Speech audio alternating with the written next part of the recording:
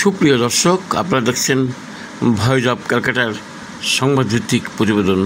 এই পর্বে দেখবেন 15 আগস্ট জাতীয় শোক দিবসে নিষেধাজ্ঞা, শোক দিবস পালনে কুচক্রী গোষ্ঠীর বাধাগ্রস্ত এবং বাংলাদেশের রাজনীতিতে বিএনপি তারেক ইউনূস ও ওয়াকার এবং নয়া খুচরো দলের ঘৃণ্য নজির সংক্রান্ত একটি প্রতিবেদন। 15 আগস্ট বাংলাদেশের ইতিহাসে সবচেয়ে বেদনাময় দিন। জাতির জনক বঙ্গবন্ধু শেখ মুজিবুর রহমানকে সপরিবার হত্যা করা হয়েছিল এই দিনে। তাই দিনটি জাতীয় শোক দিবস হিসেবে পালিত হয়ে আসছে দীর্ঘদিন ধরে। কিন্তু এবছর শোক দিবস পালনে যে চিত্র ফুটে উঠল তা শুধু লজ্জাজনক নয়, বরং জাতির গণতান্ত্রিক ইতিহাসে এক কলঙ্কজনক অধ্যায়ে থাকবে। ঢাকার ধানমন্ডির 32 নম্বর বাড়ি, যেখানে বঙ্গবন্ধুকে হত্যা করা হয়েছিল, সেই বাড়িতে ফুল দিতে দেওয়া সাধারণ মানুষদের বাধা দেওয়া হয়েছে। এমনকি এক রিক্সাওয়ালা যখন শ্রদ্ধা জানাতে ফুল হাতে এসেছিলেন, তখন তাকে প্রকাশ্যে মারধর করে বিএনপি সমর্থিত লোকজন। টুঙ্গিপাড়ায় বঙ্গবন্ধুর সমাধিতেও একই দৃশ্য, ফুল নিয়ে যাওয়ার সময় সাধারণ মানুষদের চরম হেনস্থা, আটক আর মারধরের ঘটনা ঘটেছে। অভিযোগ স্পষ্ট, এই সব কিছু ঘটেছে বিএনপি ভারপ্রাপ্ত চেয়ারম্যান তারেক রহমানের নির্দেশে। শুধু রাজনৈতিক ক্যাডারেই নয়, সেনাবাহিনী, পুলিশ, বিজিবি, র্যাব, রাষ্ট্রীয় বাহিনীগুলোকেও এই কাজে ব্যবহার করা হয়েছে। ফলে এটি নিছক রাজনৈতিক প্রতিহিংসা নয়, বরং মুক্তিযুদ্ধের ইতিহাস মুছে দেওয়ার এক গভীর ষড়যন্ত্র। সেনাপ্রধান ইউনূস ষড়যন্ত্র। বাংলাদেশের বর্তমান অস্থিতিশীলতার পেছনে আরেকটি বড় প্রেক্ষাপট রয়েছে। সেনাপ্রধানকে শেখ হাসিনা নিজেই পদোন্নতি দিয়ে নিয়োগ করেছিলেন, অথচ মাত্র 6 মাসের মধ্যেই তিনি আমেরিকার লবির চাপে গিয়ে মোহাম্মদ ইউনূসের সাথে হাত মিলিয়ে ফেলেন।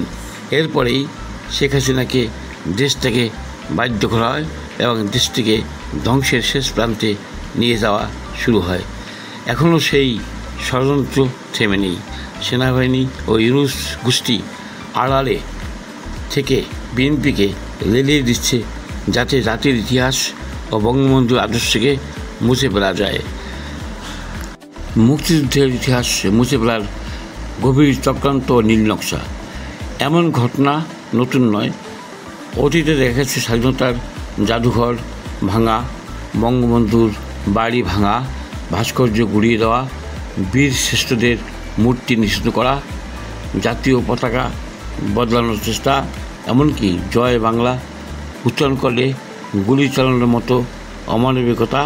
এবারের শোক দিবসে সেই একই মানসিকতার পুনরাবৃত্তি হলো।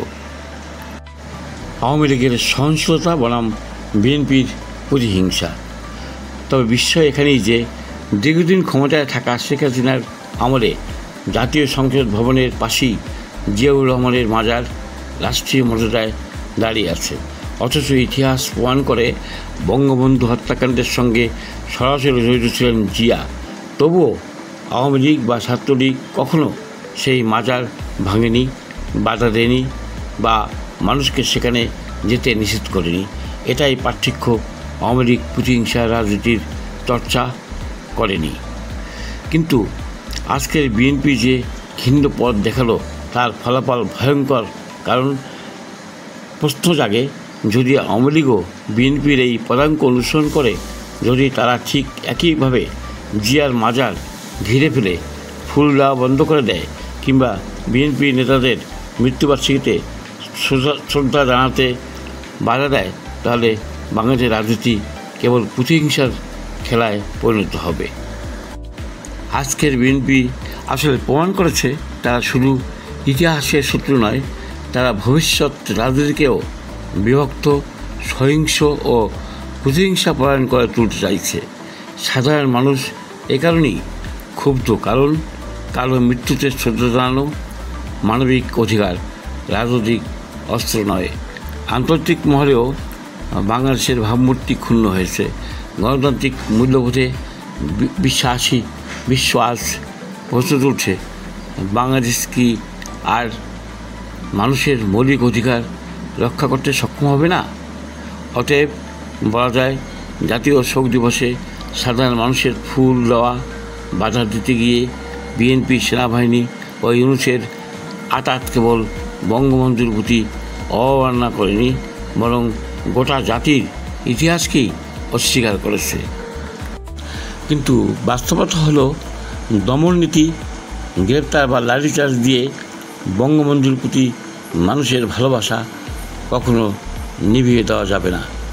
কারণ সত্য একটাই, বঙ্গবন্ধু মানেই বাংলাদেশ, আর বাংলাদেশ মানেই বঙ্গবন্ধু। দর্শক, এখন দেখুন 15 আগস্ট শোক দিবস পালনের সময় সাধারণ মানুষের প্রতি ইউনূসের রেলিয়ে দেওয়া সেনা, পুলিশ, বিজিবি সহ সমস্ত বাহিনী এবং সর্বোপরি বিএনপির ক্যাডারদের আক্রমণের কলঙ্কজনক কিছু খণ্ড ভিডিও চিত্র। এত প্রেসার, এত হুমকি, এত সতর্কতা সত্ত্বেও বঙ্গবন্ধুর মৃত্যুদিনকে জাতীয় শোক দিবস হিসেবে পালন করা আপনারা আটকাতে পারলেন না। শত শত মানুষ নয়, হাজার হাজার মানুষ নয়, কোটি কোটি মানুষ তাদের সাধ্যমতো এই শোক দিবসে তাদের শোক জানিয়েছে। একজন ষাটোর্ধ্ব বৃদ্ধা এসেছেন শেখ মুজিবের মৃত্যু দিবসে তাকে শ্রদ্ধা জানাতে, তাকে আপনারা আপনাদের সাধ্যমতো উলঙ্গ করে ছেড়েছেন। একজন রিকশাওয়ালা এসেছে তার সর্বশেষ ইনকাম দিয়ে কিছু ফুল নিয়ে বঙ্গবন্ধুর বাড়িতে, আপনারা তাকেও সাধ্যমতো হত্যা করেছেন, তার আদর্শকে, তার চিন্তাকে হত্যা করার চেষ্টা করেছেন, কিন্তু পারেন নাই এবং এটা পারবেন না। কারণ উনি নিজেই বলেছিলেন 7 কোটি বাঙালিকে দাবায় রাখা যাবে না। আপনারাও পারেন নাই। সমস্ত ফেসবুক কালো হয়ে গিয়েছে বাংলাদেশের, সমস্ত বাঙালি কাঁদছে, সমস্ত বাংলাদেশ কাঁদছে। আপনারা পারেন না আটকাতে, কিন্তু এটা তো আটকাতে হবে। এজন্য আপনাদের কাছে একটা পরামর্শ আছে আমার, সেই প্রেসার সচিব এবং সুদি ইউনূস, আপনাদের কাছে একটা পরামর্শ হচ্ছে, আপনারা বছর থেকে আগস্ট মাসটা বাদ দিয়ে দেন, অথবা আগস্ট মাস থেকে 15 তারিখটা বাদ দিয়ে দেন, অর্থাৎ 14 তারিখের পরে সরাসরি 16 তারিখে চলে যান। এই দুইটা কাজ করতে পারেন। অন্যথায় বাঙালির এই হৃদয়ের রক্তক্ষরণ আপনি কোনোভাবে বন্ধ করতে পারবেন না। এই রক্তক্ষরণে আওয়ামী লীগ কোনো মেসেজ দেয়নি, সাধারণ জনতা বাংলাদেশ আওয়ামী লীগের হয়ে মেসেজ দিয়েছে, পরিষ্কারভাবে জানিয়ে দিয়েছে যে বাংলাদেশে বঙ্গবন্ধুর প্রতি কোনো ধরনের অবমাননা, কোনো ধরনের অসম্মান বাঙালি সহ্য করবে না। আমরা মানুষের জনে জনে গিয়ে বলেছি যে শোক পালন করেন। আজকে আমাদের সুপারস্টার শাকিব খান, আজকে সাকিব আল হাসান, আজকে বাংলাদেশের বিভিন্ন ফিল্ম, নাটকের যারা স্টার আছে, তারা প্রত্যেকে নিজে নিজে ফেসবুকে পোস্ট দিয়েছে, তারা লিখেছে যে বঙ্গবন্ধু অনন্য, আজকে শোক দিবস। যে যাই বলুক না কেন, পুরো ফেসবুক, সামাজিক যোগাযোগ মাধ্যম আজকে বঙ্গবন্ধু ময় হয়েছে। আমরা কাউকে বলিনি, আমরা আমাদের মতোই ছিলাম। আজকে 70 ঊর্ধ্ব এক নারী আপনার 32-এ গিয়েছে, তাকে আজকে নির্যাতন করেছে। আজকে একজন রিক্সাওয়ালা তার সারা দিনের পরিশ্রমের টাকা দিয়ে আজকে ফুল কিনেছে। আমরা কাউকে কিচ্ছু বলে দেয়নি, আমাদেরকে বলে দিতে হয় নাই। আজকে যে শোক আপনি মানুষকে পালন করতে দেখেছেন, এইটার মধ্যে কোনো মেকি কিছু নাই। আজকের শোকটা হচ্ছে সবচেয়ে পিওর শোক। কোনো ধরনের এখানে লাভের, কোনো ধরনের পাওয়ার কোনো আশা নাই, শুধু আছে একমাত্র বঙ্গবন্ধুর প্রতি ভালোবাসা। বাংলাদেশ আওয়ামী লীগের কিচ্ছু করতে হয় নাই, বাংলাদেশের মানুষ বাংলাদেশ আওয়ামী লীগের হয়ে করিয়ে দেখিয়েছে। দেশের অসংখ্য সাধারণ মানুষ বঙ্গবন্ধুকে ভালোবাসে। বিএনপি তাদের ভোট হারিয়েছে। গতকালকের ঘটনা প্রমাণ করে দিয়েছে বিএনপি মুক্তিযুদ্ধের দল না। আপনি হাসিনার দোষর বাংলা ঠিকানা কেন বললেন? আপনি কেন বললেন? আপনি কি শুনবো কি? 32 নম্বরের বাড়িটা ভেঙে ফেলা হয়, সেটাও তো আইন শৃঙ্খলা পরিস্থিতির অবনতিই ছিল একরকম। তো তখন তো তাদের কোনো ভূমিকা আসলে এখানে ছিল না। কিন্তু আজকে সাধারণ মানুষ যখন দেখতে আসতেছে, বা আমি যখন দেখতে আসতেছি, সেই ক্ষেত্রে আমাকে আটকানো কারণ হচ্ছে যে এখানে আইন শৃঙ্খলা পরিস্থিতির অবনতি হবে।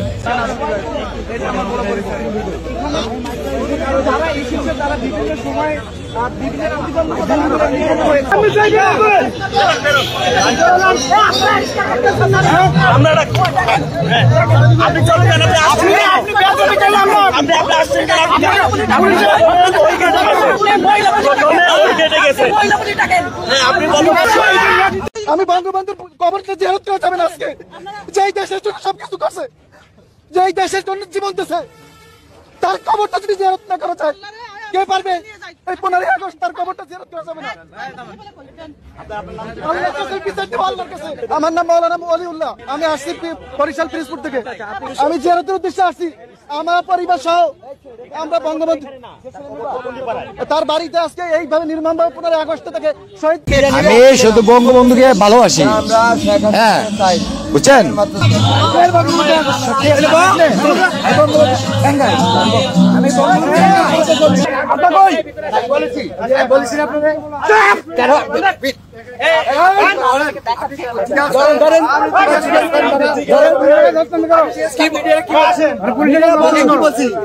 কত বলতেছো কথা কইছিল